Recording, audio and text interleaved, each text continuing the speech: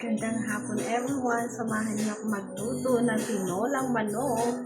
So, meron na ako dito guys, garlic, onion, ginger, red bell pepper, at saka isa pang bell pepper. Ready for gisa-gisa guys. So, gisahin na natin. Unahin natin yung ginger. Yung onion.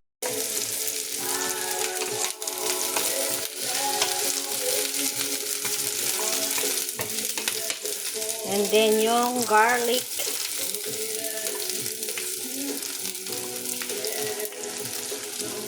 May own version. Dito lang po kayo makakita ng tinolang manok with red bell pepper at saka mahabang sili.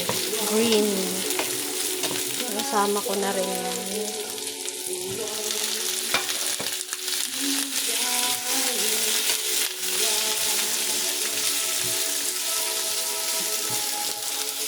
Lagay ko na yung ating chicken.